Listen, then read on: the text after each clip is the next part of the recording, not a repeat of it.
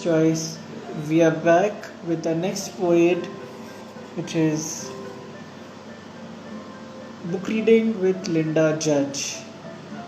And the poet today is from Australia. Unlike generally we have poets so far from USA, Europe. Now this one is going to be very different and really interesting. And she is published in a book, Change is the Only Constant. Okay, so let's have her on and see where it goes.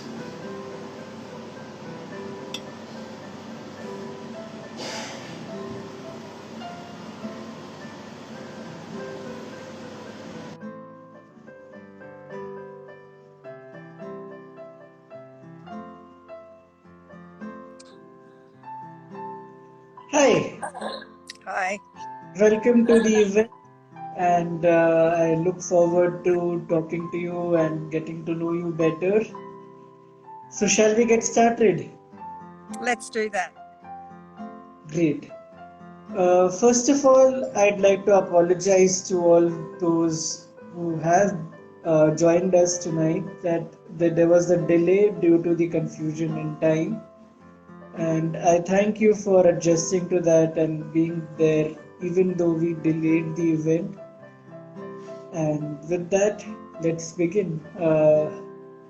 So, what would you like to do first? Will you like to recite your poem?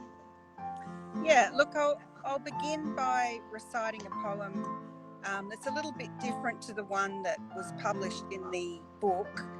The one that you published was quite a light-hearted poem in some ways, but I usually write more serious poetry, often about family dynamics and grief. So this poem is about my son. It's called Getting Escher. Conrad, 16, has an Escher poster pinned to his wall. You know the one, stairs going up or down, or maybe not stairs at all. I try using logic. If they're going up, the floor must be a ceiling. If the floor is a ceiling, the stairs must be a floor.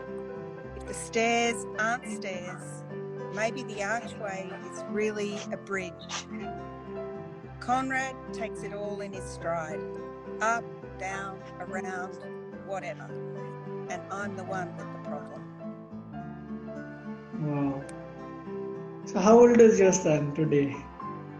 Well, actually, this poem was written some time ago, but my son is I have 3 children, and my twin sons are 24. Oh, that's a lovely gift to have, twin children. So, would you like to recite more poems or talk about your journey or about yourself? What is it that you'd like us to hear from? Actually, I'd like to read a couple more, if that's okay, because this is a bit embarrassing, but I think my phone might run out of charge. I'm outside, away from my home and my charger, and I'm a little worried that the phone is chewing up a lot of juice.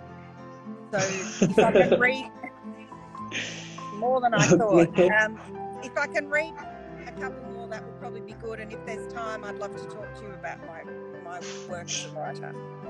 Sure. How much ever time your phone can take, Yeah. You don't want to lose you mid-event. Yeah. Better to read the poems, I think, than talk. It's more interesting. Yes. This poem's called The Odyssey. It's about a journey. It's about a journey of grief after losing my partner when my 3 children were very young.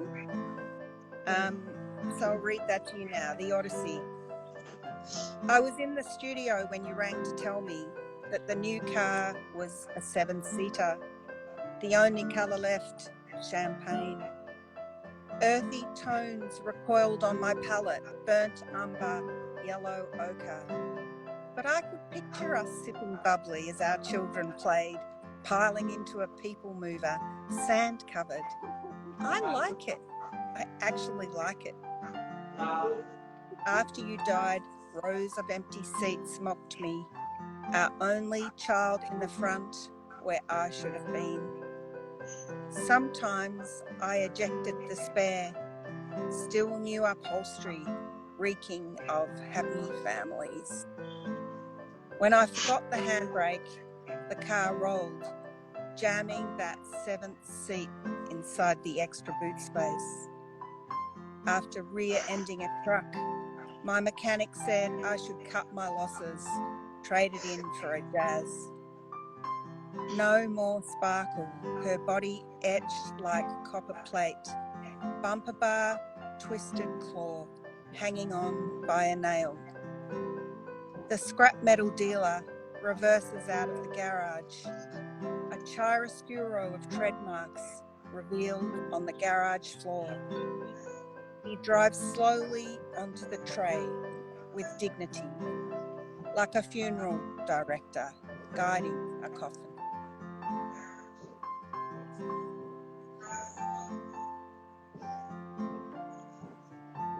Okay. I'll go into this next one, which is a poem about my son again. Go ahead, please. It's about my son meeting someone that he loves, and it's about meeting her parents. It's called Brown Magpie. Conrad sits at the dinner table holding his girlfriend's hand, only letting go to eat. He doesn't gulp his food like he does at home, and the cheesy mac made especially by her mother is left untouched. After my children's father died, his new bike crumpled. Henry moved in. Now he and Conrad whooped for joy on cold winter evenings between the ping and the pong of the ball against the worn wooden bats. Conrad is the first of his siblings to find someone his father will never meet, and it's Henry who buys the most expensive wine. They have left the seats that face the ocean for their guests. If they wonder about Henry's dark skin, they don't ask. We concentrate on conversation as breakers pound the shore. The sun, an orange semicircle like a children's drawing. He turns the bottle in his hand, reads the label. Brown Magpie. None of us have ever seen one. We charge our glasses, and in the pink light, 3 couples blush. The wine is smooth like pebbles, deposited by the tide inside the wet water mark. Yellow-tailed black cockatoos in chevron flight past the window. Beautiful. Beautiful. Should I read one more, or what do you think? However you're comfortable, it's completely up to you, ma'am.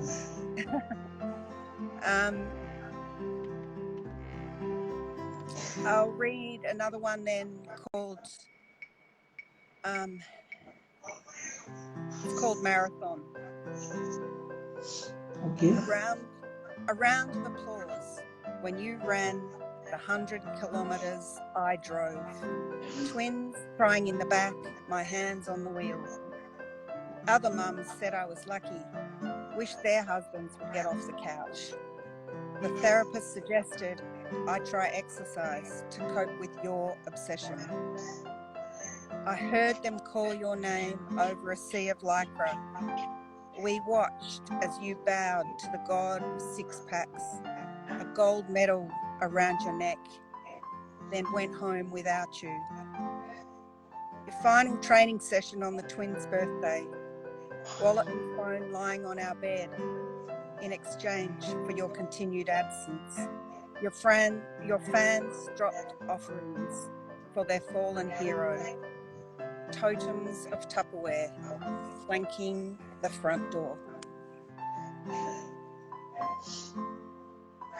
So I'd like to ask, we've had so many people who've joined us today, and if anybody has any questions, they can put it across in the comment box, and we'll definitely ask a poet if she can answer them.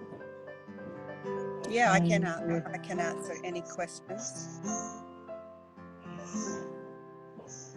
one person says very touching.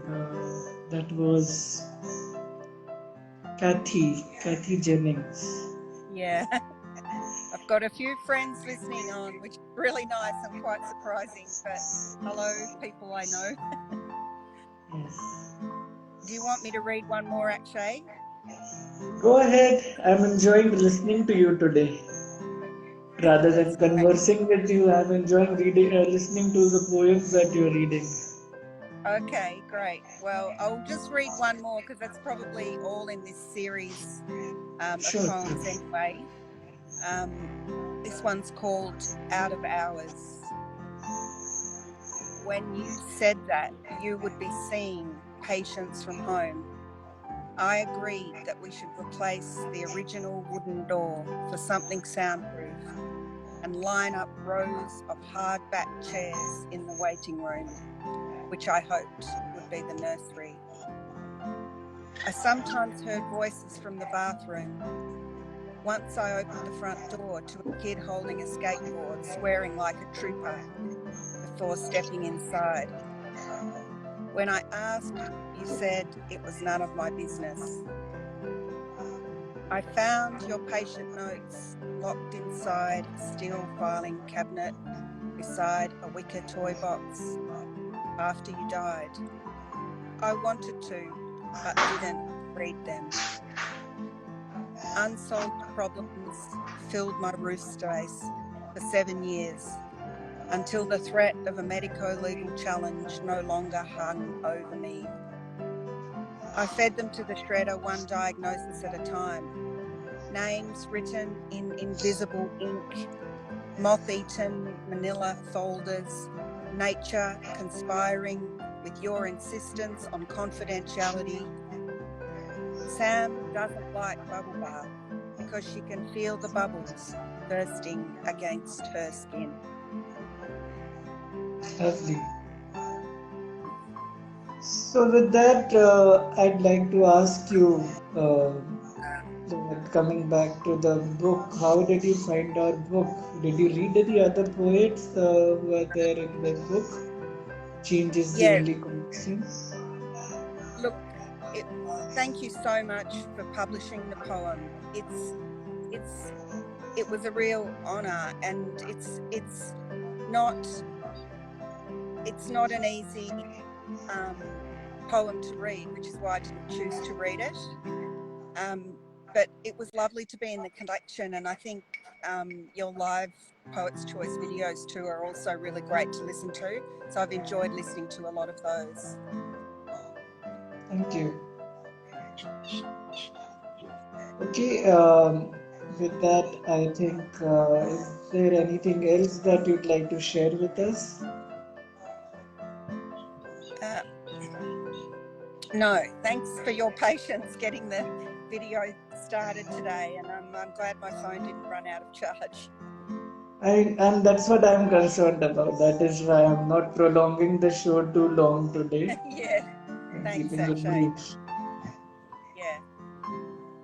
Okay, so with that, I just like to lastly ask your approval to share this with our viewers and friends on social media like YouTube and other places. Will you be comfortable with us doing that?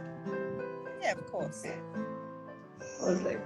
So, with that, I'd like to thank a lot of people who have joined us to listen to you, and I'd like to thank you for Yeah, thanks for taking joining out in, time. people. I recognize a few names. There were like more than 10 people at one time, and there are, I think your son was also there, Was if he? I'm mistaken. Yes, Which I son? saw If I weren't some there. Astrid Judge, I think that was, so, yeah, Astrid Judge. Is that your daughter or Yeah, son? that's my sister. Hi, Okay. Astrid. Yeah, we have Deborah Harding, Kathy Jennings, and we have Sue Powell, Anna Robert. These are the people we have here with us, and I thank all of them for joining us. Yeah, And thank you so much. with that, I think let us conclude the show. And Thanks, Akshay. Thanks thank for you, the Linda. opportunity to read. My pleasure. Bye bye. Bye.